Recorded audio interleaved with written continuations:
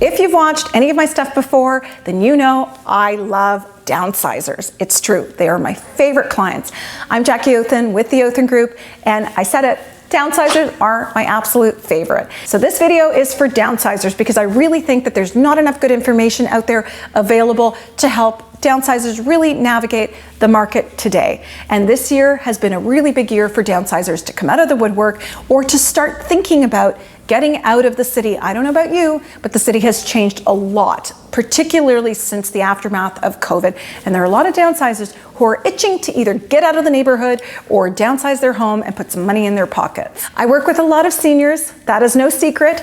And like I said before, they are my favorite clientele. And it's because they usually have the very best stories to tell that are meaningful, and they just appreciate someone who can listen to them. And part of my real estate job is there to do a whole bunch of real estate stuff, but I gotta tell you, I always buffer extra time for my seniors so I can hear their beautiful stories. But that's not what we're talking about today. What I wanna talk about is I wanna be able to give you some information that I think would be useful if you were contemplating downsizing, and it could be very, very, very early thought, a very premature thought sort of in the back of your mind. You may not even be retired yet, but you're thinking about downsizing, and I wanna break out to you 3 stages as I see them when I'm working with seniors to help bring some clarity and to also help you make some choices as you consider downsizing.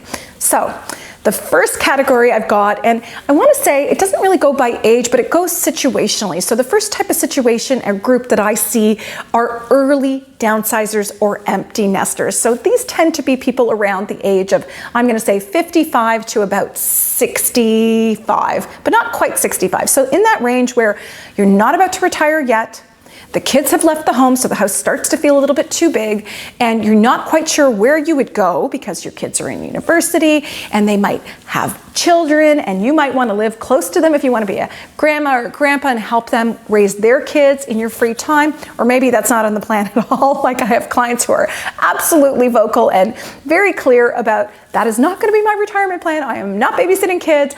I want to go to the gym. I want to travel, and I'm not a babysitter because that's not what I'm really good at. And that is okay. As a type A who hears that often, I'm like, I don't know that I could babysit a whole day for my kids either. I want to, but is it really something that I would do and do really well?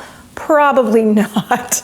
But no judgment, because all of us have different needs and wants, and we have to really look to see those fulfilled in our retirement. Because why else have we worked so bloody hard in our entire life, if not for this one joyous occasion, retirement? So here's some tips for empty nesters. If you're in your 50s, maybe late 50s, maybe mid 50s, and you are thinking about downsizing, here are the most important things you should be doing. Perhaps getting an evaluation of your home to get an idea of what it might be worth today, because if your plan is not to sell your home today, getting a gauge on what it's worth today is the most important thing, because you can take that evaluation, you can file it away, and you can revisit it. But you can have some fun with that number now and go, what would it look like if we did downsize today? I'm going to tell you, clients of mine that are between 55 and let's say 65, they are the most youthful, clear-minded seniors who go out looking for a home.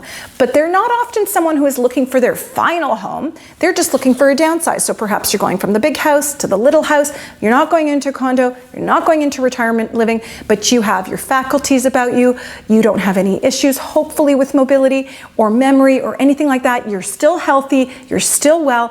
And the best part is you are in control of your decision making. Now, the older that we get, that's the reality, and that's been my experience in real estate. The older my clients get, the more somebody else will assist them with their decision making. Sometimes it's children wanting to make decisions for their parents exclusively. Sometimes it's your health will dictate your circumstance or where your next move goes to.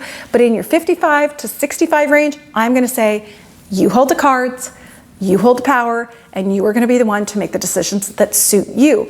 And you're going to be able to tour options, whether it's a home, whether it's a condo, perhaps going out of province, going out of the city. You're going to be able to do that.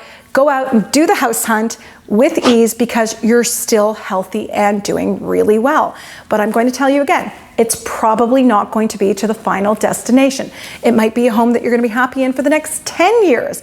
It might be a home that you think you can stay in until your legs can't handle the stairs anymore, or until you're tired of the lawn maintenance. But this is a place that will downsize financially, will allow you to downsize perhaps the size of your home and the maintenance, etc., but actually give you some freedom to do other things that are important to you and free up cash. So young downsizers are usually looking to do that. Free up some cash and create space for them to travel a little bit more, but perhaps you're working, so these, a month away or being a snowbird is not in the cards, but heck, you can take 2 or 3 vacations as you lead up to your final destination. And sometimes clients are actually using that time to go abroad to find where their final retirement home will actually be. Maybe that's you. The second category of seniors and downsizers that I deal with most commonly are truly retirees who have actually downsized. Perhaps you've just left your place of work or you're about to retire, but you are free. No more having to get in to catch the GO train or drive into work and sit in Toronto traffic. You are free. And I am super jealous because I look forward to that one day where I am free from Toronto traffic, truly. So if you are just about to retire or have just retired, these are exciting times. Perhaps this is what you've been waiting for. You've been putting off renovating the kitchen or the floors or the bathrooms because you knew when you retired you were going to be downsizing. So this is the opportunity to get all the little jobs out of the way, get the honey-do list completed because you're planning to get to market. And it's very possible at this stage, if you're in your 60s, you are thinking of your final destination. It could also be that you're looking for a home that would suit you until you're 75 because you're in really great health. Perhaps you're in amazing cardiovascular health. You're at yoga. And I see you at yoga. Some of the people that attend the yoga sessions are in better shape than I am, and they're in their late 60s or early 70s. Maybe that's you. And you still welcome downsizing, but you're not opposed to stairs. Perhaps you're looking at a townhouse. But the things that this category needs to think about is mobility, taking care of a home. There are a lot of people who are okay to go into something a little bit smaller, or they're okay with stairs. That is a very individual decision for this range, for the age 65 to 75, because I'll tell you from experience that what may look good today, what may be functioning today, what doesn't ache today, does not necessarily mean in 2 years, in 5 years, or 7 years may not be aching or difficult to work with in that period. So when we're in this category, perhaps we're going out on showings and touring neighborhoods that we really had our heart set on in our 50s or 60s.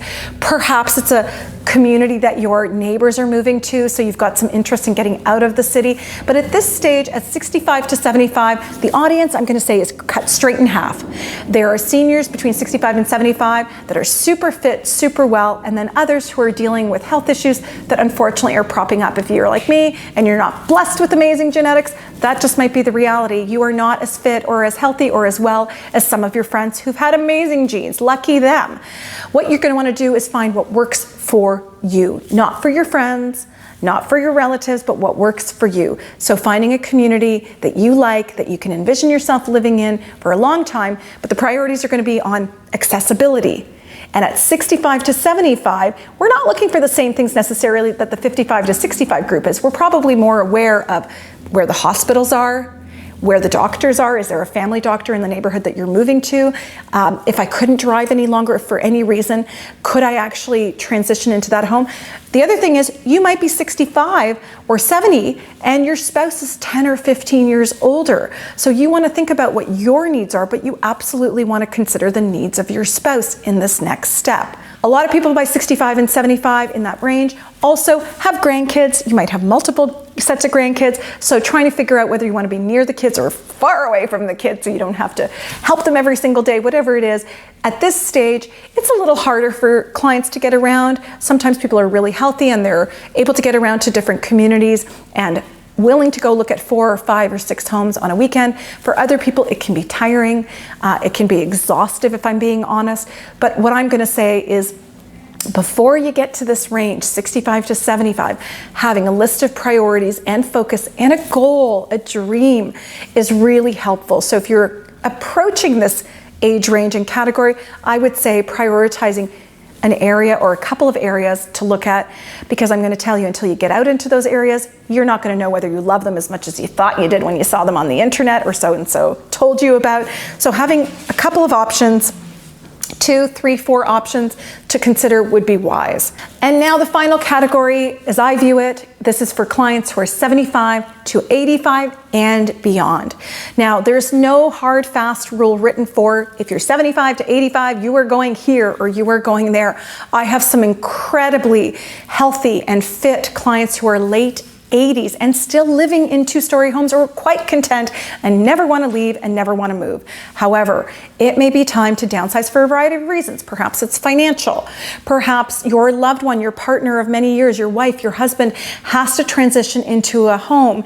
And now the thought of, where do you go? Do you stay in the home while your loved one is in a home? Or are you going to move into a home together in different parts of the home or at the same part of the home, or get an apartment for a seniors facility that suits you both so you can be under the same roof? There's so many other questions between 75 and 85 that are surely going to pop up.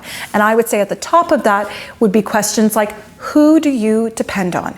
Do you depend on your daughter or your son or your husband coming by to visit you, or whoever it is? Are there dependents that really want to come and see you often, or whose visits you really welcome and they brighten your day? So thinking about where your loved ones or your friends that remain, that are living and fit and well are, that's so important for my clients in this final age bucket. From 75, I'm going to say to 100. So where are the people that we know, love, trust, that we want to see as we are growing into a fine wine? The second thing, again, like I said, for hospitals, for the category 65 to 75, care is crucial. At this time, we might be considering things like, you know, my mom was 66 and had a fall and had to go into a rehabilitation center. I can't fathom the thought if she was living up in the boonies or out of the province, or where she would go and how far we would be from her care. So I hate to say it, but being realistic about the needs that we would have as we age. So is there a hospital close by? Is there a rehab center close by? And most importantly, how far are you from those places of service and care that you might need to lean on as you get older? The other thing to think about is if you're 75 to 85 and you're considering selling and downsizing your home now, you want to find someone who is going to be able to take care of your needs at your pace. That is so important. And I can tell you, I hear complaints from people who have come to me after working with other realtors. And at 75 years old, it is, I mean, at my age, almost 50, to hear from people that they feel like they're being rushed around or they're exhausted, and the realtor took me to see so many things. I didn't get a bathroom break. I needed a bathroom break. I needed some water. It was a hot day. I'm going to say that's an epic failure in our industry. We have to be able to match our services with our clientele. So if you're working with a senior, or if you're a senior working with a realtor, please make sure that when you are interviewing someone, that you are finding someone that you know will take their time with you, take care to explain things to you, and not have you feeling rushed or pressured because you've made it this far in your home. And we want to make sure that we absolutely get it right. But having a realtor who can pick you up and take you around, as opposed to asking you to drive to meet you at a bunch of different properties, I would say it's kind of important. And it's a bonding opportunity for the realtor to really get to know what your needs are. Many, many years ago, I had a client whose vision was going, and honestly, she did a fabulous job of covering that up. I had no idea, because her husband and her would arrive together. He was holding her arm all the time. I thought it was super sweet and romantic in their late 70s. And she was okay. She was, for the most part, getting around okay, but I didn't find out till later, as we were going through the search, that she was losing her vision. So making sure that we talk to our clients and we understand what their health needs are, what their physical needs are, what their emotional needs are when they're in their 70s and 80s, and I'm going to say even in their 50s, is so high priority. So if you're going through the process and you are ready to do this, please make sure that you do not rush the step, that you find the person who can take excellent care of you in the hunt for your final home.